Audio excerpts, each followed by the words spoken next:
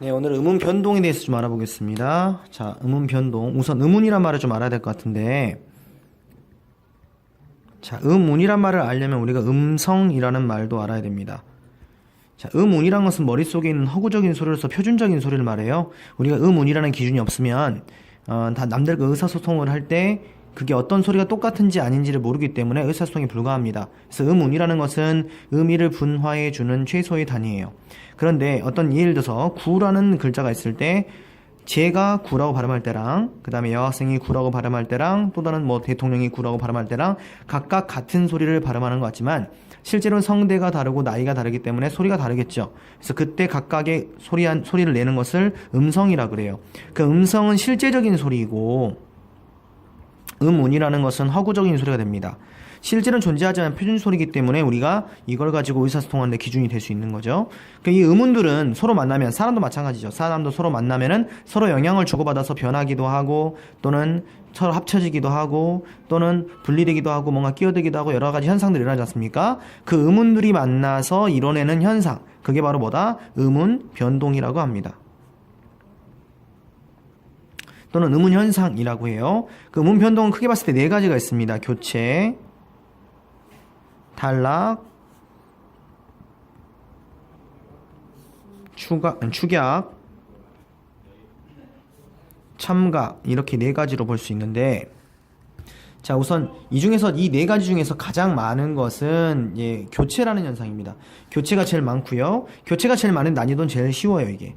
그 다음에 탈락은 자 만약에 교체가 지금 A하고 B가 만났는데 이게 영향받아서 둘 중에 하나가 만약에 C로 바뀌었다. 이게 교체인 거예요.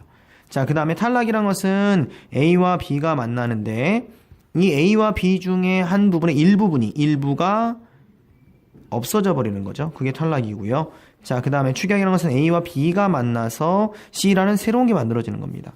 자 그 다음 첨가라는 것은 A와 B가 만나는데 그 사이에 뭔가가 끼어드는 거죠. 자 그럼 교체라는 것의 대표적인 예를 한번 예시를 들면서 보도록 하겠습니다. 자 우선 교체를 보시면요, 첫 번째가 음절의 끝소리 규칙이라는 게 있어요.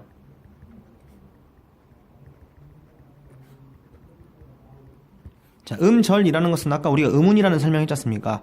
자 음운은 초성, 중성, 종성 세 글자가 만들어져 가지고 한 개의 소리를 만들어냅니다. 그 한 개의 소리를 음절이라고 하는데, 자 예를 들어서 기역, 아, 이응이 멈추면 강이라고 소리가 만나죠. 이 강이라는 한 글자, 이게 바로 음절이에요.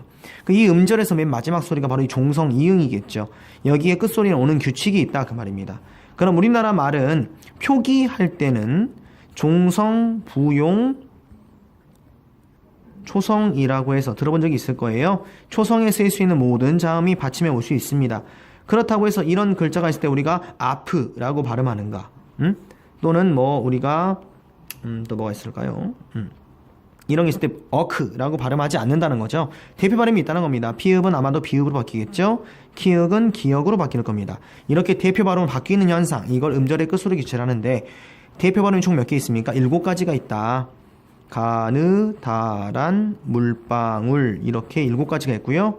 또 어떤 학생에 따라서는 좀 섹시한 버전을 좋아하는 친구들은 그녀 다리만 보여라고 외우는 경우도 있습니다. 선생님은 그런 거 별로 안 좋아하기 때문에 가느다란 물방울이라고 많이 외우게 시킵니다. 그게 이제 음절의 끝소리 규칙인데, 여기서 우리가 중요한 포인트, 우리가 헷갈리지 말아야 될 것은 뭐가 있는가? 자음군 단순화와 헷갈리면 안 됩니다. 자 다음군 단순화가 뭐냐? 자음이라는 소리, 우리 음운 중에서도 분절 음운이었잖아요. 분절 음운의 자음이라는 소리가 뭉쳐있다, 떼거지로 있다 이거죠.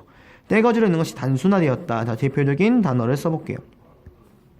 자 굉장히 이슈가 많이 되고 있는 단어지 않습니까? 자 닭이라고 했을 때 받침에 보니까 소리가 2가지가 있네요. 리을과 기역이라는 2가지 소리가 있다. 그럼 자음의 물이네요. 자음군. 이 발음을 하면 우리가 널이라고 발음하지는 않죠. 이거를 이렇게 발음합니다. 그러면 기역이라는 소리로 변환이 됐네요.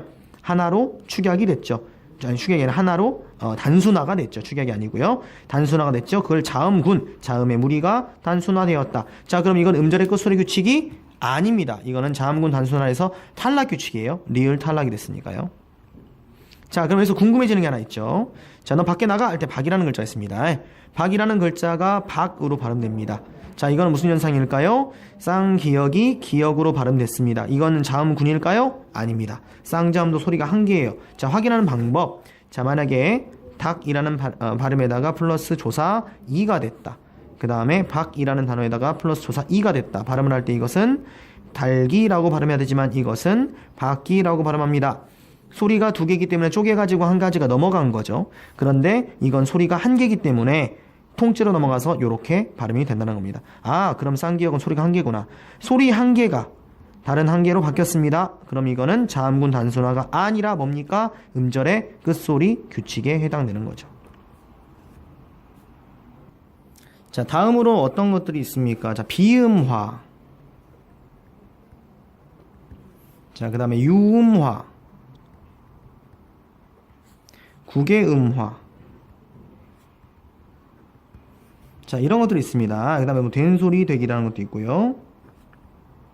요거는 별표죠. 자, 그럼 비음화부터 보시면, 자, 무슨 화라는 말을 우리가 이해하겠죠.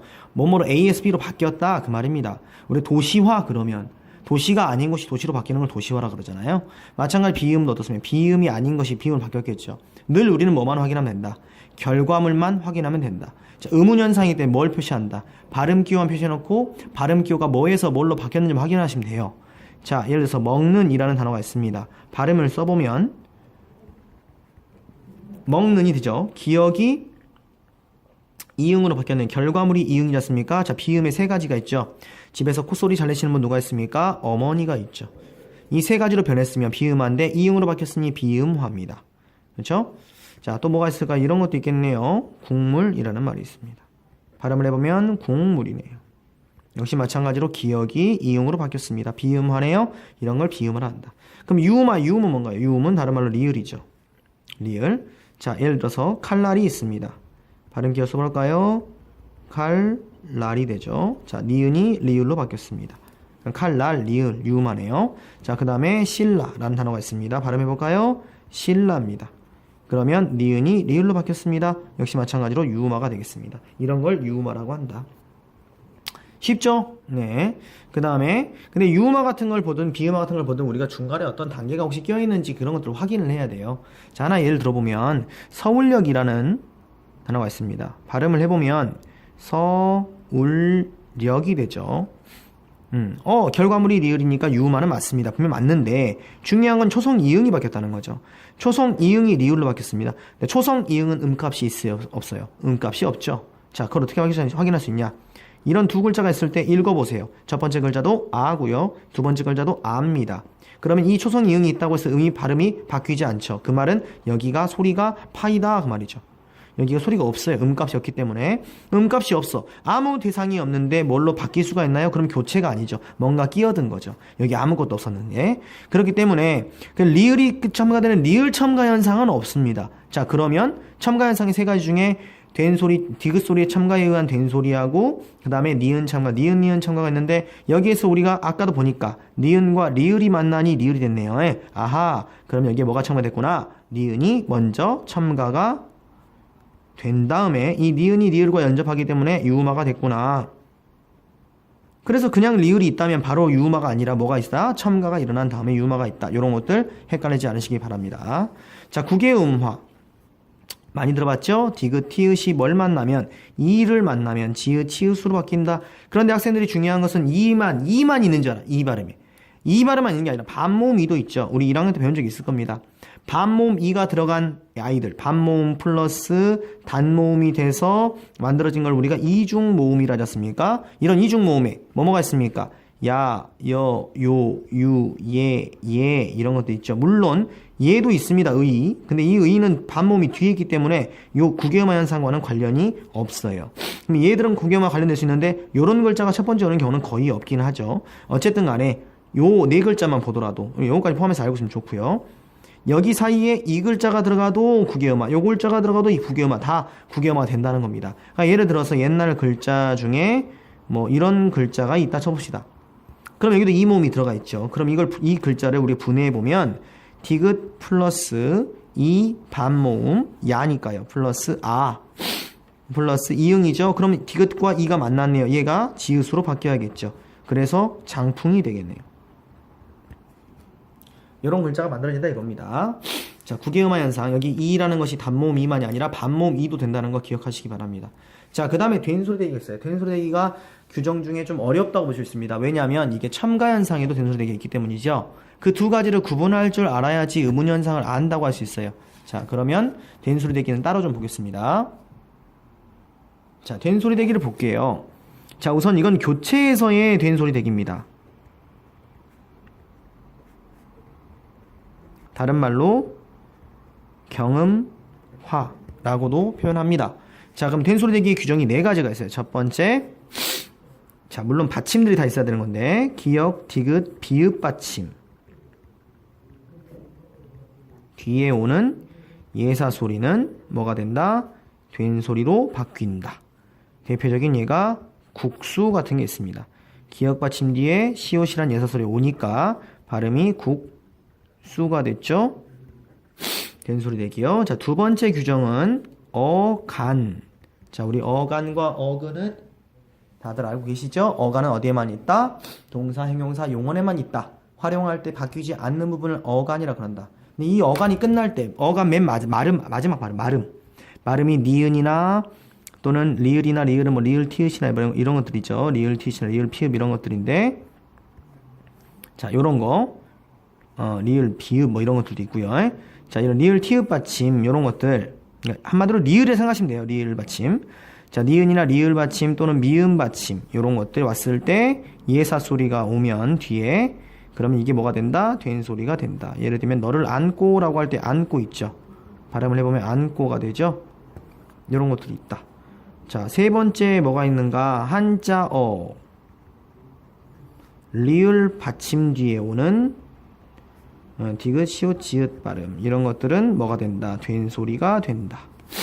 자, 예를 들면은 발생 같은 것이죠. 발생. 발음해보면 발생이 됩니다. 자, 네 번째 마지막 거는요. 관형어.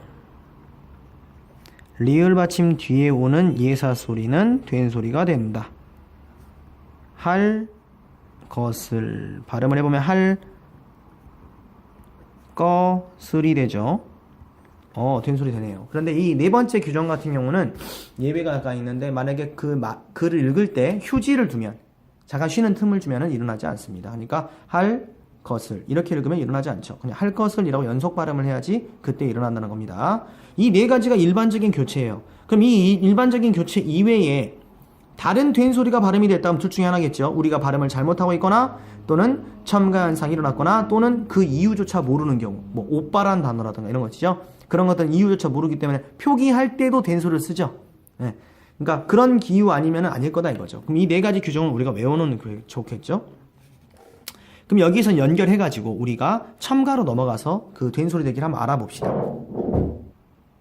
자, 그럼 첨가의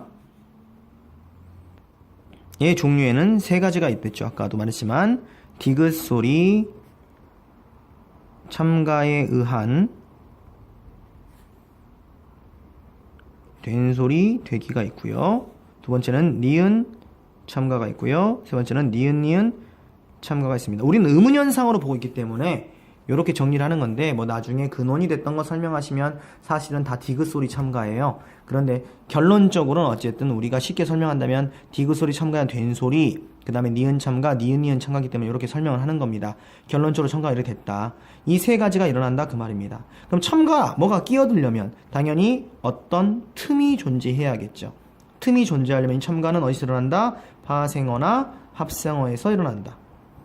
파생어는 어근 플러스 접사, 합성어는 어근 플러스 어근이기 때문에 두 사이가 존재하죠. 여기 사이에 끼어드는 걸 말합니다. 파생어에서도 첨가 현상이 일어납니다. 그러니까 근데 재밌는 건 뭡니까? 이 합성어라는 규정이 재밌죠.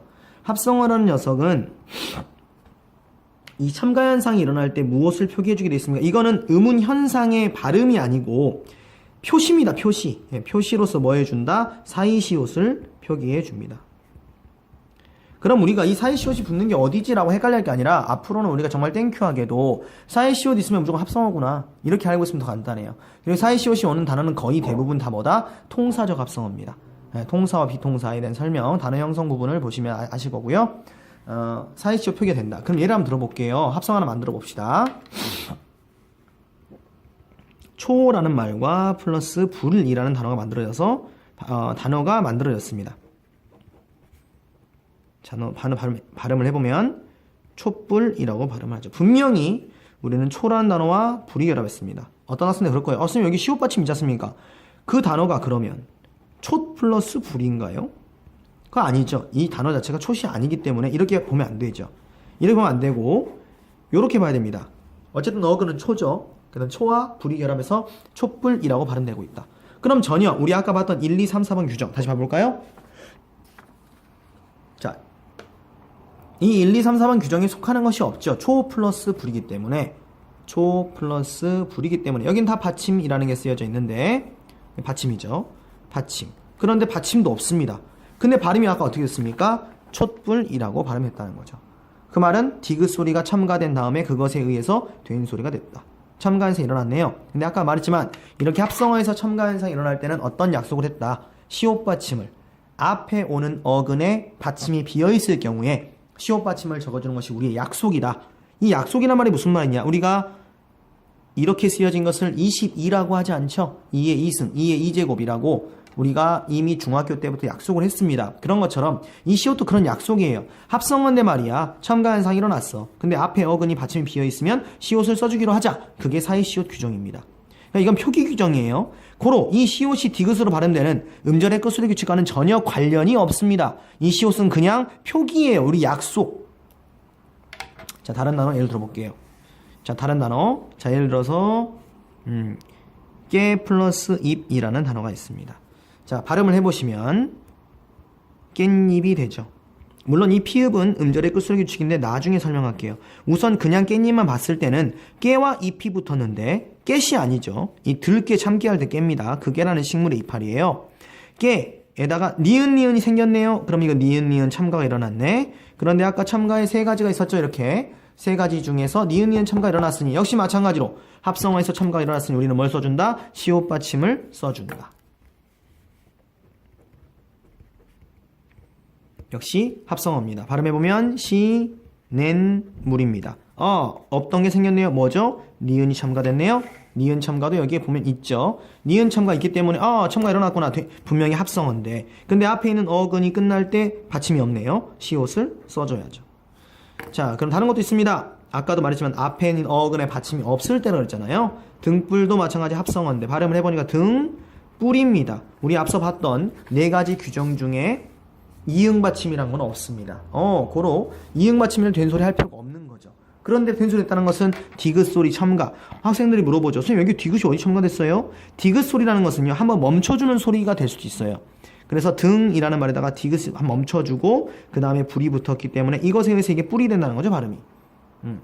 실제 발음을 해보면 등불을 발음할 때 우리가 된 소리를 발음하려면 한번 멈춰야 됩니다. 멈추고 완전히 멈췄다가 출발을 해야지 뿔이라는 발음이 가능해요.